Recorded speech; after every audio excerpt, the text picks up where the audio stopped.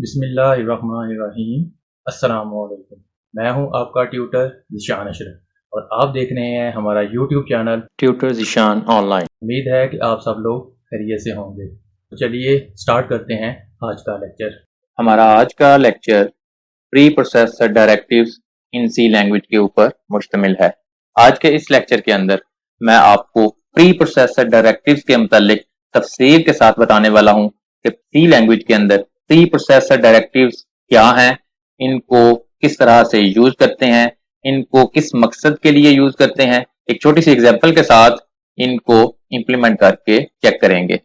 As we know that programming languages follow rules and regulations that is called syntax.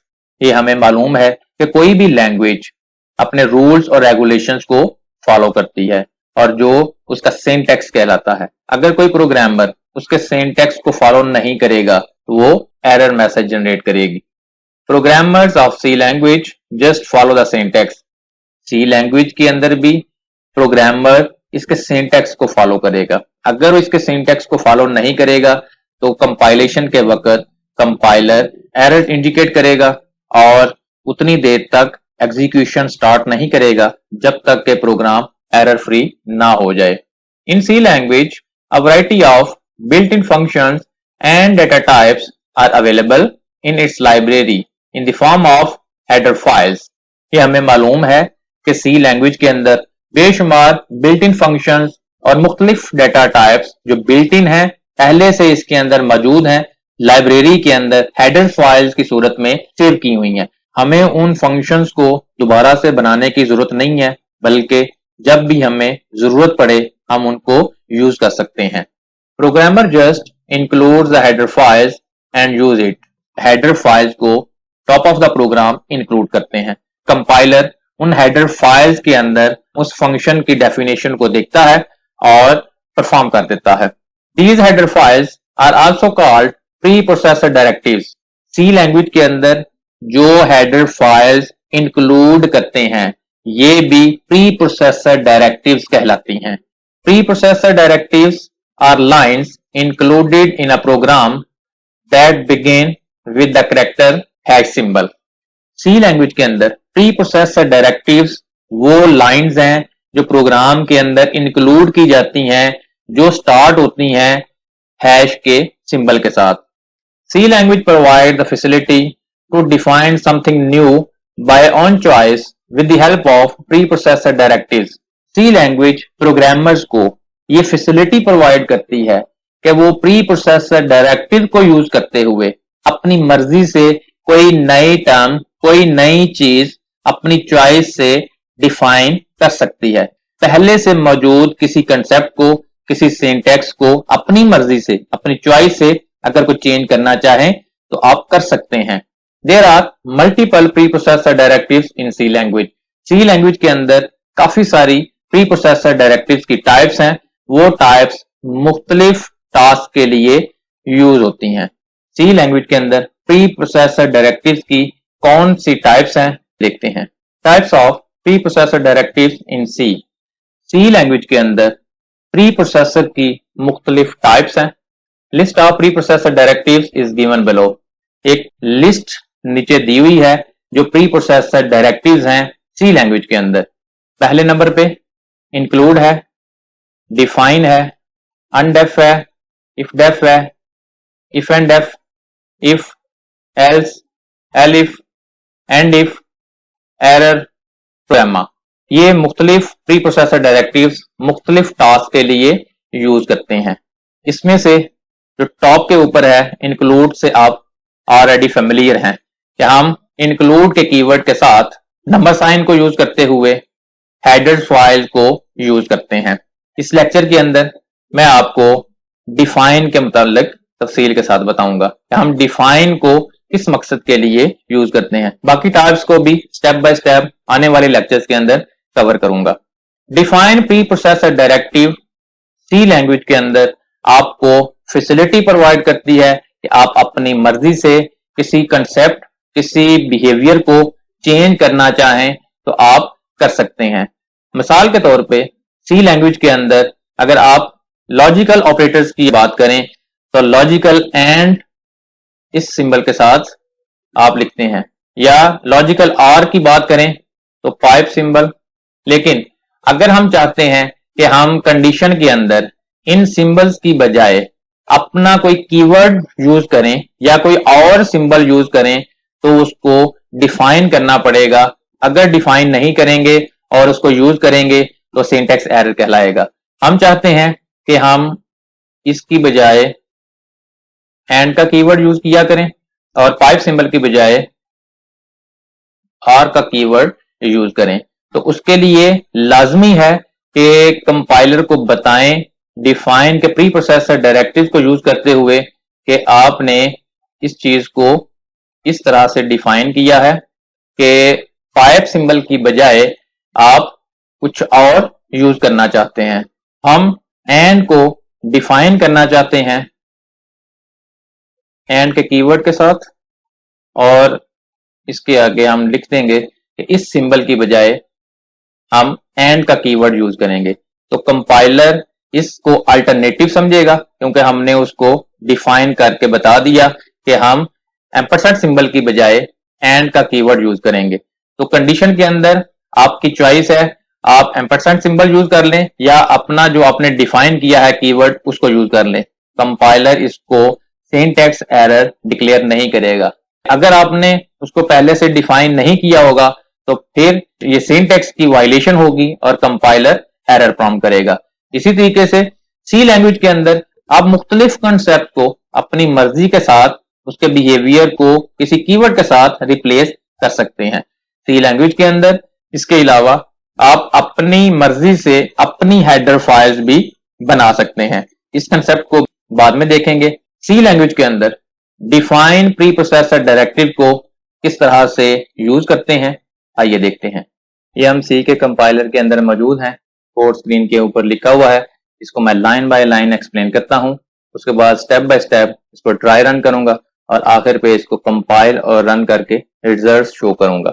Header files include करने के बाद globally define pre processor directive को use करते हुए ampersand symbol जो कि logical and operator के लिए यूज होता है, हमने उसको रिप्लेस किया एंड के कीवर्ड के साथ। उसके बाद लॉजिकल आर के लिए डबल पाइप सिंबल है, उसको भी डिफाइन प्री प्रोसेसर डायरेक्टिव को यूज करते हुए आर के कीवर्ड के साथ रिप्लेस कर लिया। अब हमारी चॉइस है कि हम आर के लिए डबल पाइप सिंबल को यूज करें या उसके लिए कैपिटल आर का वर्ड यूज कर लें।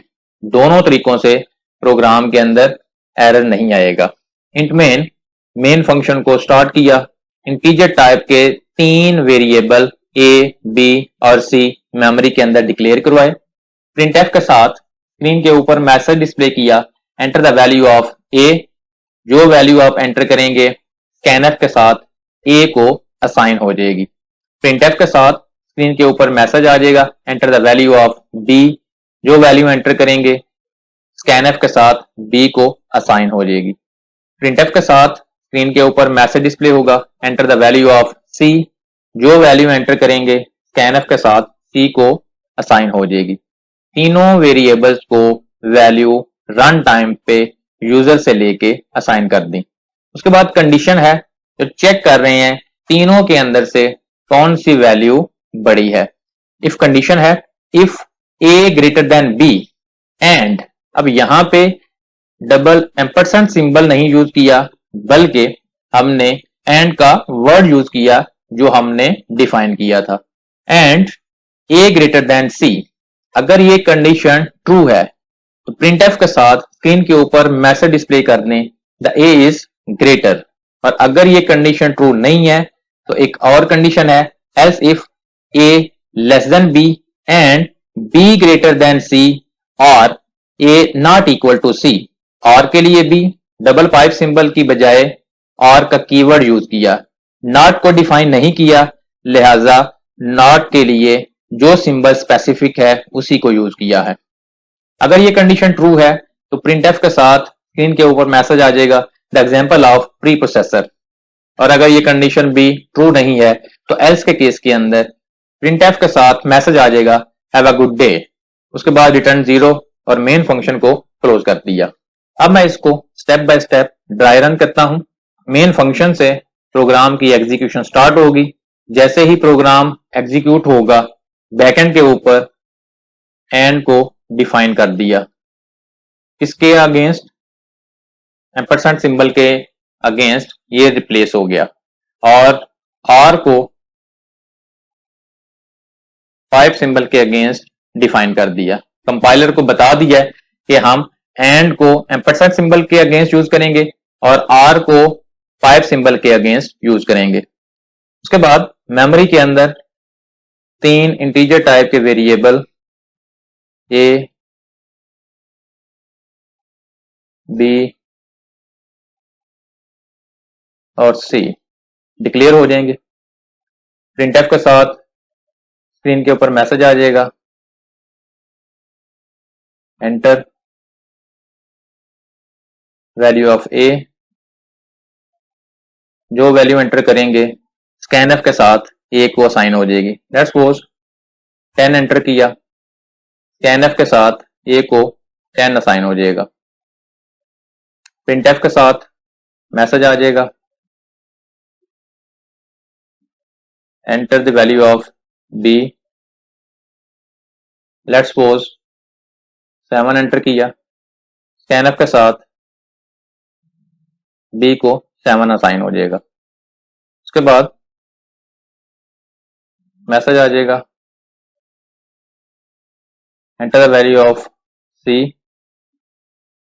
लेट्स सपोज 5 एंटर करते हैं, सी को स्कैनफ के साथ 5 असाइन हो जाएगा। उसके बाद इफ कंडीशन है, if A greater than B, A के अंदर 10 है जो कि ग्रेटर है 7 से, एंड ए ग्रेटर देन सी, ए के अंदर 10 है जो कि ग्रेटर है 5 से। पहली कंडीशन और दूसरी कंडीशन, दोनों कंडीशन अगर ट्रू होंगी तो एंड की सूरत में ओवरऑल कंडीशन ट्रू समझी जाएगी। दोनों कंडीशन ट्रू हैं, ये स्टेटमेंट एग्जीक्यूट होगी। Printf the A is greater.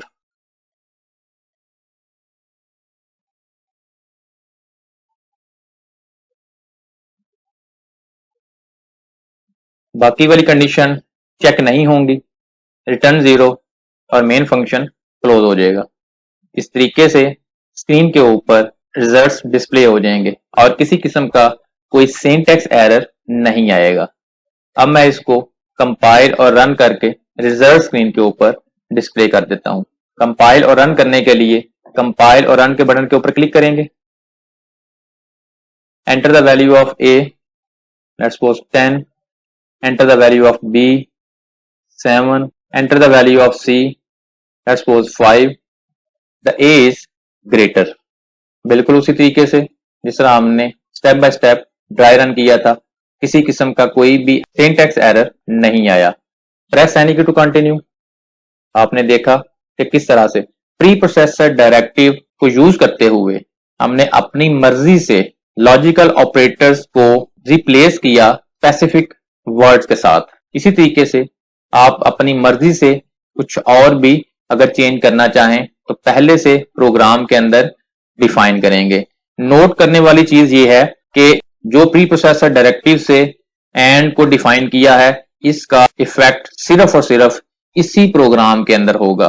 किसी और प्रोग्राम के अंदर अगर आप उसको यूज करेंगे बगैर डिफाइन किए हुए तो सिंटैक्स एरर देगा। इस प्रोग्राम के अंदर ही आपने उसको सिर्फ डिफाइन किया है तो इस प्रोग्राम के अंदर ही वो सिर्फ यूज होगा। बाकी प्रोग्राम के अंदर अगर आप यूज करना चाहें तो पहले से डिफाइन करना पड़ेगा। अगर आपका कोई क्वेश्चन हो तो कमेंट सेक्शन के अंदर आप पूछ सकते हैं। अगर आपको हमारी ये वीडियो पसंद आई हो तो इसको लाइक करें, शेयर करें, कमेंट सेक्शन में अपनी राय का इजहार करें, और अगर अभी तक आपने हमारे चैनल को सब्सक्राइब नहीं किया तो सब्सक्राइब के बटन पर क्लिक करके साथ घंटी के निशान को दबा दें ताकि हमारी आने वाली हर वीडियो का आपको फौरन पता चल जाए। अपना बहुत सारा ख्याल रखिएगा। अल्लाह हाफिज।